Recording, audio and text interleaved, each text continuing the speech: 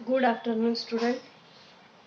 Last तासिका में हमने देखा था कि भारतेंदु जी की पत्नी, उनके बारे में हमें बहुत कुछ जानकारी दे रही थी। भारतेंदु जी की शादी 13 वर्ष की उम्र में ही मन्नो देवी के साथ हुई थी और 17 वर्ष की उम्र में उन्होंने नौजवानों का संघ बनाया था। उसके बाद वाद विवाद सभा का निर्माण किया। इस सभा का उद्देश्य भाषा और समाज का सुधार करना था।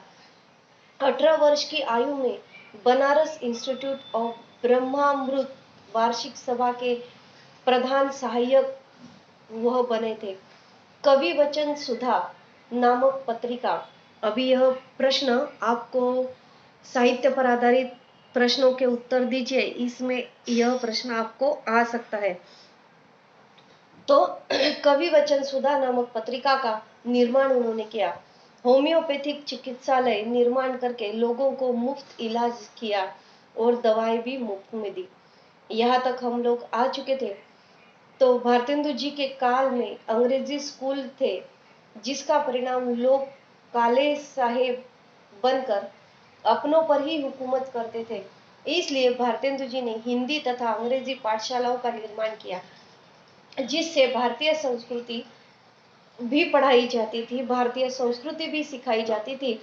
हिंदी और अंग्रेजी स्कूल खोलकर उन्होंने अपने छात्रों को और भी अधिक सक्षम बनाने की, उनके अंतर्गत सारी क्षमताएं लाने की कोशिश की। भारतीय संस्कृति को न भूलकर भारतीय संस्कृति अपने छात्रों को अच्छी तरह से सिखाकर उन्हें अंग्रेजी भाषा का ज्ञान और हिंदी भाषा का ज्ञान देना उन्होंने शुरू किया। भाषा का विकास भी हुआ, छात्रों के अंतर्गत अंग्रेजी भी उन्हें आने लग गई और हमारे संस्कार के संस्कार वहां पर बचे रहे। यह हम लोग देख रहे थे। हम थे पेज नंबर 58 पर। अभी हमें आगे देखना है। अध्यापक रत्नहास ने पुस्तक बंद करते हुए कहा, यह था भारतेंदु का वह उदय का समय जब वे तरुण हो चुके थे। आपने देखा वह एक साथ ही कितने काम करते थे।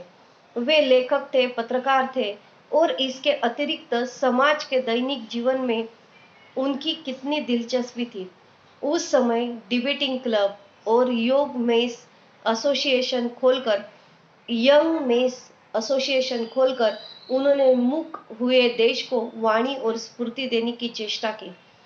जो हमारा भारत देश स्तब्ध हो गया था, मूक हो गया था, कोई भी कुछ भी नहीं बोल रहा था, अंग्रेजों का पूरा वर्चस्व हमारे ऊपर छाया हुआ था, तब भारतेंदु जी ने हम जैसे सारे सर्व सामान्य भारतीय जनता को उन्होंने बोलना सिखाया और स्फूर्ति उनके बीच उन्होंने चढ़ाई, उनका आत्मविश्वास बढ़ाया और सबको अच्छे काम करने की उन्होंने स्फूर्ति देकर उनमें उत्साह निर्माण करके उन्हें आगे बढ़ने की संधि उन्होंने उपलब्ध करके दी।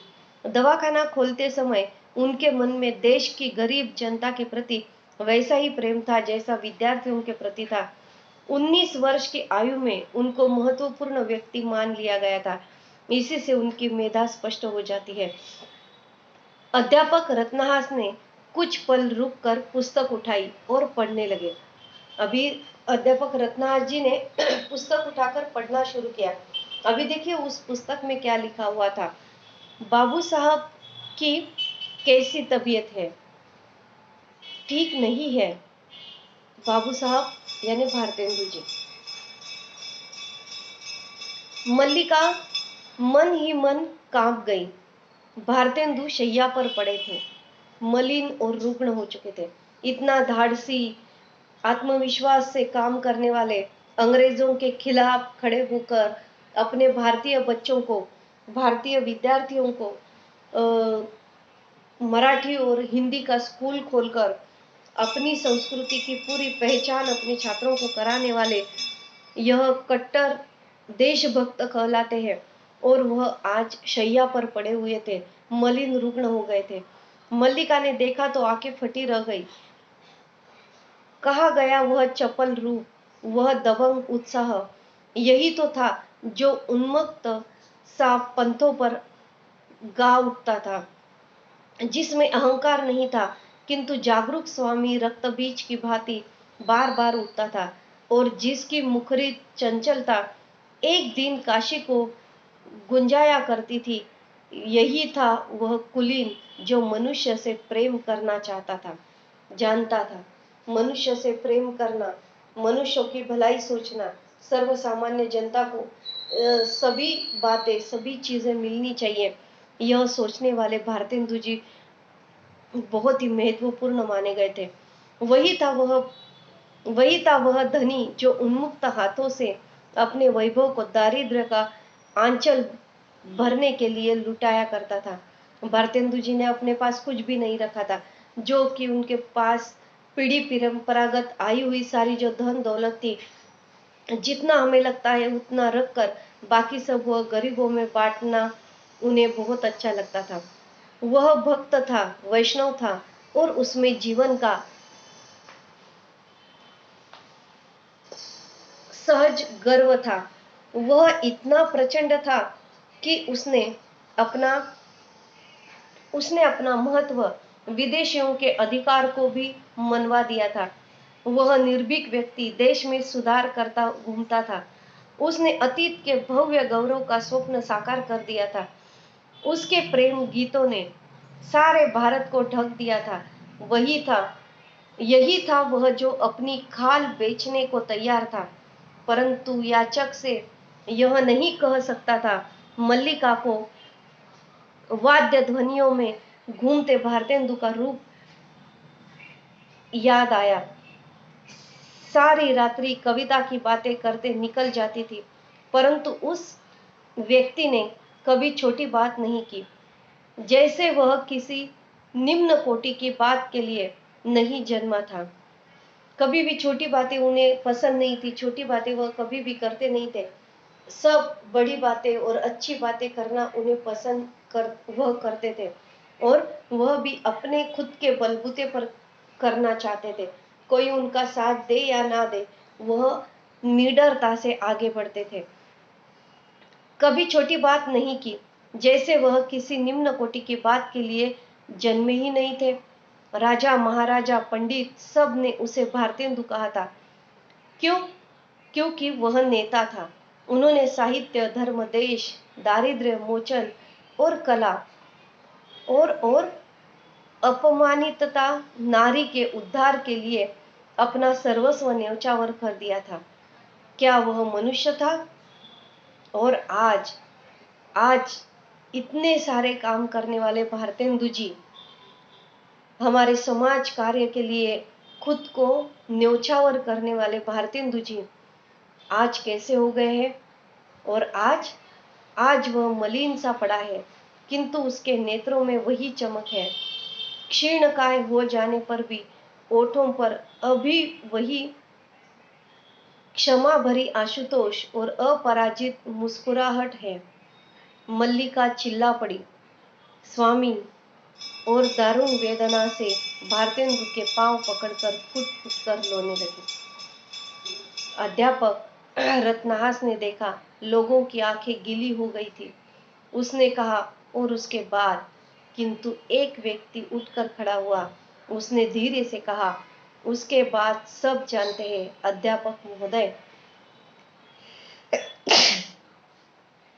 भारतेंदु के जलाए दीपक से असंख्य दीपक जल उठे। आइए बाहर बाग में चलते हैं। आज हमने इसी संबंध में भारतेंदु के जीवन से संबंधित एक नाटक खेलने का आयोजन किया था। उसका नायक हरिश्चंद्र ही है, हिंदी गद्य का पिता, भारती का सपूत। यह इस प्रकार भारतेंदु जी के पूरे चरित्र की जानकारी हमें होती है। इसी प्रकार यदि हमारे भारत देश में सारे लोग भारतेंदु बनकर समाज कार्य करने में जुटेंगे, सारे देश को आगे बढ़ाने की कोशिश करेंगे, कहीं अन्याय अत्याचार हो रहा है उसे मिटाने की कोशिश करेंगे, तो सच में हमारा भारत देश जो संस्कृति प्रधान है, संस्कृतियों से भरा हुआ है, वह देश सबसे आगे सभी क्षेत्रों में बढ़ सकता है। इतनी ताकत हम सब के अंतर्गत है। लेकिन हम लोग जो है, हम यूनिटी नहीं करते हैं, हम एकता नहीं बनाते हैं, जो एकजुट नहीं बनाते हैं, और एकजुट न बनाने के कारण हमारे अंतर्गत अनुशासन नहीं है। हम नियमों का पालन नहीं करते हैं, अपने आप को नियमों में नहीं बांधते हैं, कभी भी कुछ भी किसी भी समय हम कर जाते हैं। इसलिए हम लोग जो है बहुत पीछे पड़ रहे हैं। लेकिन भारतेंदु जैसे यदि असंख्य भारतेंदु हमारे भारत देश में निर्माण हो जाएंगे तो हमारे भारत देश की व्यवस्था बदलने को समय नहीं लगेगा। जल्द से जल्द हम लोग तुरंत उससे बाहर आ सकते हैं। सभी संकटों से हम लोग सही सलामत बाहर निकल सकते हैं। केवल 34 वर्ष और 4 महीने की आयु में भारतेंदु जी इतना सब कुछ कर सकते हैं। एक अकेला व्यक्ति इतना सब कुछ कर सकता है, तो हम क्यों नहीं कर सकते? कर सकते हैं। उतनी उम्मीद, उतनी शक्ति, उतनी ताकत हम सब के बीच में है, लेकिन हम आगे बढ़ना नहीं चाहते हैं। कोई आगे बढ़ेगा तो उसके साथ हम चलेंगे, लेकिन हम यह नहीं सोचते कि मैं आगे बढ़ूंगा तो सब मेरे पीछे आएंगे। यह सोचने की बारी अब हमारे देश पर आ चुकी है। हमें यह सारी बातें ध्यान में रखना जरूरी है। आयु में भारतेंदु जी आखिरी दिनों में बिस्तर पर पड़े थे, परंतु फिर भी देश के प्रति उनकी निष्ठा बनी थी। उन्होंने साहित्य, देश, धर्म, दारिद्र्य मोचन, कला और अपमानित नारी के उद्धार के लिए भी अपना सर्वस्व न्यौछावर कर दिया था। इस प्रकार हमने भारतेंदु जी के बारे में पूरी जानकारी इस पाठ के अंतर्गत प्राप्त की है। अभी उसके ऊपर जो स्वाध्याय दिया हुआ है वह स्वाध्याय आप लोगों को करना है। टिप्पणी है, भारत का सपूत जीवनी परक उपन्यास के कुछ प्रसंग अंशों को यह उद्धृत किया है। विद्यार्थी अधिक जानकारी के लिए पूरा उपन्यास जरूर पढ़े। जिन्हें सच में यह चरित्र उनका अच्छा लगा होगा वह अपनी लाइब्रेरी से भारतेंदु जी का भारती का सपूत यह उपन्यास लेकर उसमें उनका पूरा चरित्र पढ़ सकते हैं।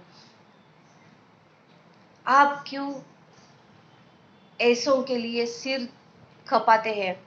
क्या मैं ऐसों का प्रयोग इनके लिए किया गया है? इसके 3 वाक्यों में आपको उत्तर देना है। बाद में है भारतेंदु जी का व्यक्तिमत्व, मिशन के स्कूल और भारतीय स्कूलों में क्या अंतर था। उसके बाद निम्नलिखित शब्दों का, अभी यहाँ पर देखिए, निम्नलिखित शब्दों के भिन्नार्थ लिखकर उसमें अर्थपूर्ण वाक्य तैयार कीजिए। अभी वहां पर आपको दिया गया है भिन्नार्थक वाक्य, तो वह वाक्य आप किस तरह से लिखोगे? देखिए, पहला शब्द दिया है दिया। दिया के अंतर्गत आपको वाक्य, अर्थपूर्ण वाक्य तैयार करना है, अर्थ लिखकर। देखिए, भारतेंदु ने समाज की भारतीय संस्कृति का संदेश दिया है। दिया का अर्थ है देना। भारतेंदु ने समाज को भारतीय संस्कृति का संदेश दिया है। और दूसरा शब्द है दीपा, सॉरी दिया। दिया शब्द का अर्थ है संदेह। दिया जलाते ही आलोक प्रकाश होता है। उसके बाद है संदेह। संदेह का अर्थ है देह के साथ, देह के साथ सशरीर। उसका वाक्य है, कहा जाता है संत तुकाराम का संदेह वैकुंठ गमन हुआ था। संदेह का अर्थ है देश के साथ, यानी